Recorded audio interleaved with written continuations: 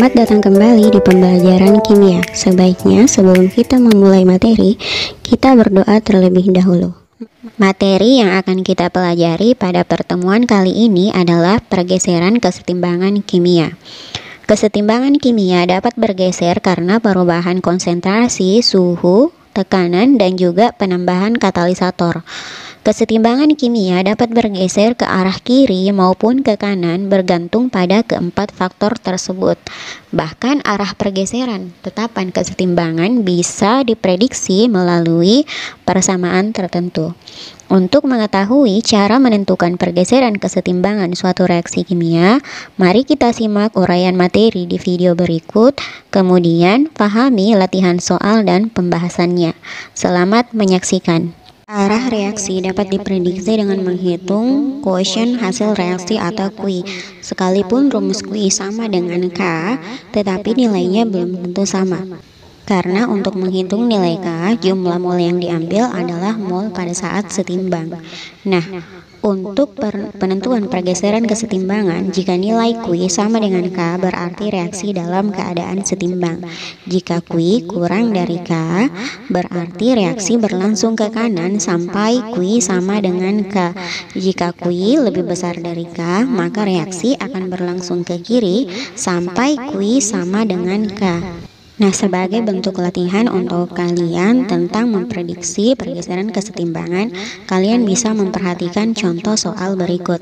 Nah, di sini kita lihat ada soal yang diberikan untuk memprediksi apakah sistem sudah berada dalam keadaan setimbang atau belum.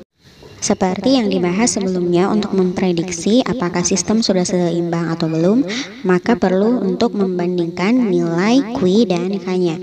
Di sini kita mengetahui nilai Kc-nya adalah 54, sedangkan berdasarkan hasil hitungan nilai Q-nya hanya 5,73. Dari sini kita bisa melihat Q kurang dari Kc, berarti sistem belum seimbang dan reaksi akan berlangsung ke arah kanan sampai Q sama dengan K. Nah, agar kalian lebih memahami materi tentang prediksi pergeseran kesetimbangan dan aplikasi dari asas Likatelir, silahkan saksikan latihan soal berikut dan pembahasannya.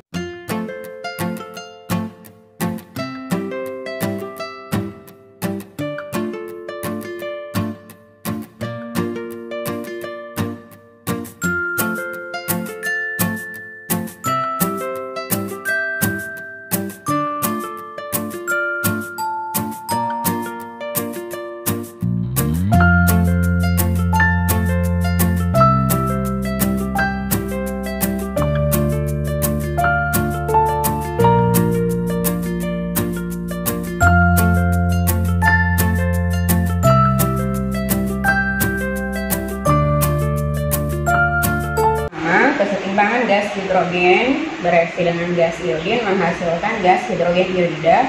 Entalpinya minus 52 kJ, berarti ini adalah reaksi exotherm. Artinya jika reaksi ke kanan dia reaksi exotherm, jika reaksi ke kiri berarti dia reaksi endotherm. Nah, yang ditanyakan pada soal adalah keadaan mana yang tidak akan menggeser kesetimbangan. Kita lihat bagian A, jika temperatur dinaikkan, ingat kembali materimu tentang asas Likatelir, jika temperatur dinaikkan, kesetimbangan akan bergeser ke arah endotherm. Berarti arah kesetimbangan akan berubah ke kiri, ke reaksi endotherm. Artinya bagian A salah karena dia akan menggeser kesetimbangan ke kiri. Sedangkan untuk bagian B, jika temperatur diturunkan, maka dia akan menggeser kesetimbangan ke kanan karena pada saat diturunkan, kesetimbangan akan lebih memilih menggeser ke arah exotherm.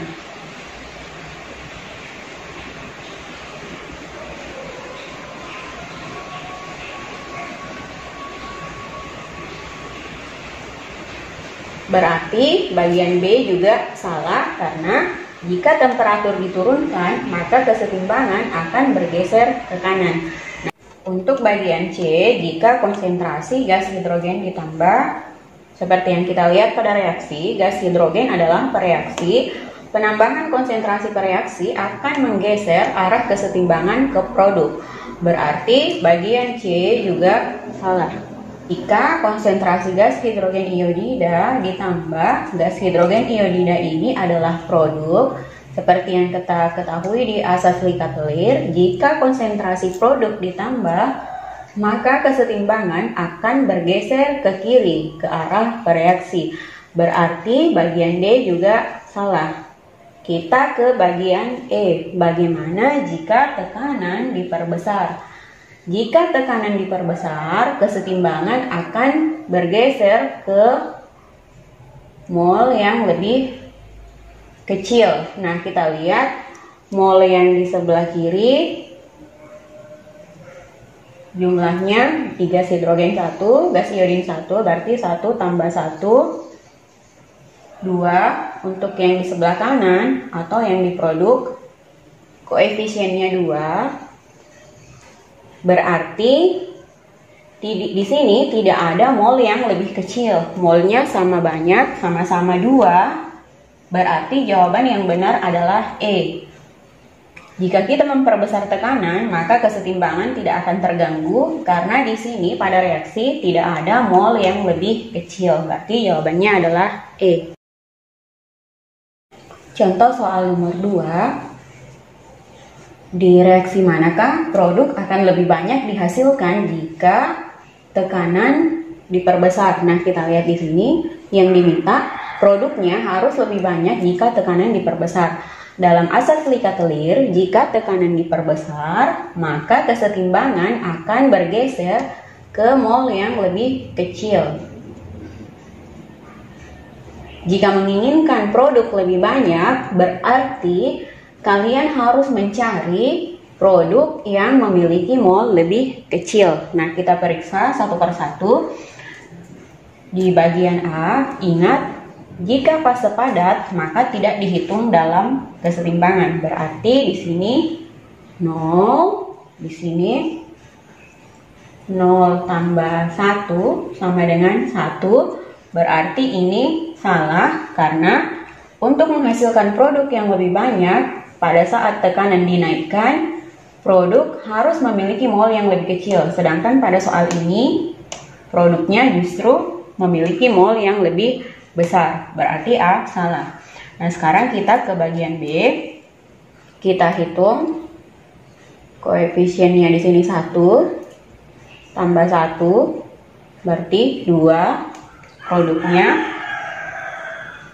1 tambah 1 sama dengan 2. Berarti bagian B juga tidak akan menghasilkan produk lebih banyak karena molnya sama besar. Berarti bagian B salah. Untuk bagian C, fasenya sama-sama gas, kita jumlahkan 4 tambah 5 9. Untuk produknya 4 tambah 6 sama dengan 10. Nah, sekarang kita lihat di pereaksi 9, produknya 10. Berarti bagian C juga salah karena untuk menghasilkan produk lebih banyak saat tekanan diperbesar, mol produk harus lebih kecil. Tapi nyatanya mol produknya di sini lebih besar. Berarti bagian C juga. Kita lanjut ke bagian D. Sama seperti tadi, hitung koefisiennya untuk menentukan manakah mol yang lebih kecil, reaksi atau produk. Di sini jumlah molnya 2. Di sini 1 tambah 1 sama dengan 2. Berarti di sini tidak akan dihasilkan produk yang lebih banyak jika tekanan diperbesar karena tidak ada mol yang lebih kecil. Molnya sama besar, sama-sama 2. Berarti bagian D juga salah. Kita ke bagian E. Di sini koefisiennya 2, berarti molnya 2. Di sini 1, koefisiennya 1.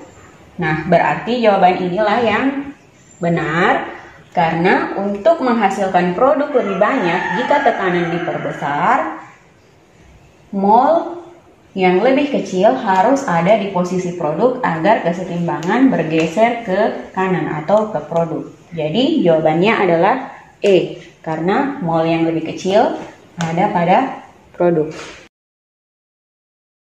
Contoh soal yang ketiga, diketahui volumenya 1 liter, mol gas hidrogen pada saat setimbang 2 mol, mol gas iodin pada saat setimbang 2 mol gas hidrogen iodida pada saat setimbang 4 mol.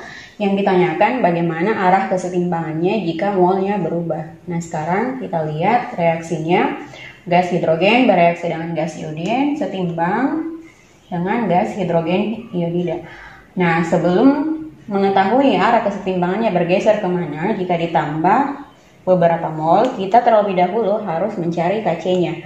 Di sini kita tidak perlu menghitung mol mula-mula bereaksi dan setimbang karena mol setimbangnya sudah diketahui di soal. Dan volumenya 1 liter berarti boleh langsung kita masukkan molnya ke dalam rumus. Kita masukkan nilainya. Mol gas hidrogen iodidanya 4 mol. Bisa kalian tuliskan dibagi volume. Volumenya di sini 1 liter, artinya hasilnya tetap sebenarnya. Berpangkat dengan koefisien. Koefisiennya 2. Untuk gas hidrogen ada di soal 2. Volumenya juga 1. Dikali dengan konsentrasi gas iodin 2 mol. Volumenya 1. Selesaikan. 4 dibagi 1, 4 pangkat 2, 16. 2 per 1, 2 per 1 juga 2 kali 2, 4. 16 dibagi 4 sama dengan 4, berarti Kc-nya sama dengan 4. Untuk memeriksa kebenaran pernyataan 1, 2, dan 3, bagaimanakah pergeseran kesetimbangannya jika gas hidrogen ditambah 1 mol, gas iodin ditambah 1 mol, gas hidrogen iodida juga ditambah 1 mol. Kita menggunakan rumus Q-C. Rumus Q-C pada dasarnya sama dengan rumus Kc. Tapi konsentrasi yang dimasukkan, konsentrasi setelah terjadi perubahan. Kita masukkan konsentrasi gas hidrogen iodidanya 4 mol. Molnya 4 ditambah 1. Di sini tidak perlu kita per volume dibagi dengan volumenya karena volumenya 1 liter, hasilnya akan sama.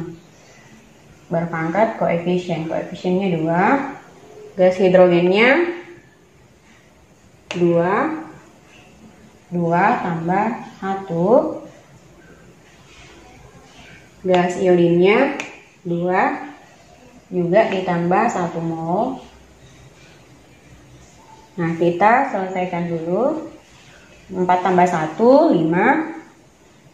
5 pangkat 2 per 2 tambah 1, 3. Dikali 3. Hasilnya 5 pangkat 2, 25 per 9. Kc-nya diperoleh 25 per 9. 25 per 9 itu 2,78. Nah, sekarang kita bandingkan nilai Kc-nya tadi kita peroleh 4. Dari hasil perhitungannya kita memperoleh nilai Qc-nya 2,78, nilai Kc-nya 4. Berarti nilai Qc kurang dari Kc. Berarti kesetimbangan akan bergeser ke produk atau ke kanan. Berarti yang benar adalah pernyataan nomor 2. Jika konsentrasi hidrogen iodida ditambah 1 mol, hidrogen ditambah 1 mol, iodin ditambah 1 mol, maka kesetimbangan akan bergeser ke kanan. Nah, sekarang kita akan memeriksa pernyataan nomor 4 dan 5. Jika konsentrasi hidrogen iodin dan hidrogen iodida masing-masing ditambah 2 mol, apakah bergeser ke kiri atau ke kanan? Kita kembali masukkan rumusnya. Nilai QC-nya sama dengan mol gas hidrogen iodida 4 ditambah 2 mol pangkat 2, tidak perlu dibagi volume karena volumenya cuma 1 liter, tidak akan berpengaruh. Nah, sekarang gas hidrogennya 2 ditambah 2. Gas iodinnya juga sama, 2 ditambah 2.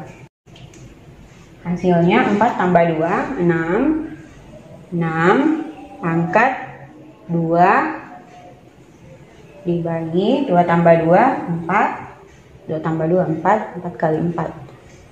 Nah, sekarang hasilnya 6 pangkat 2 itu 36. 4 kali 4, 16.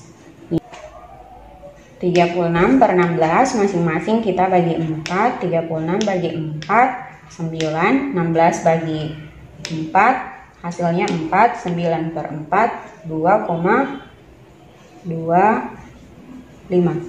Nah, dari hasil perhitungannya kita peroleh nilai QC-nya 2,25, nilai KC-nya 4. Ternyata nilai QC lebih kecil dari KC, berarti kesetimbangan masih bergeser ke kanan atau ke produk. Berarti pernyataan 4 salah karena dia menyatakan bahwa jika ditambah 2 mol bergeser ke kiri. Pernyataan 5 juga salah karena di pernyataan 5 dinyatakan bahwa jika ditambah 2 mol maka kesetimbangan tidak akan bergeser. Nyatanya kesetimbangan tetap bergeser ke kanan. Berarti yang benar hanya pernyataan nomor 2. Jika ditambah 1 mol akan bergeser ke kanan.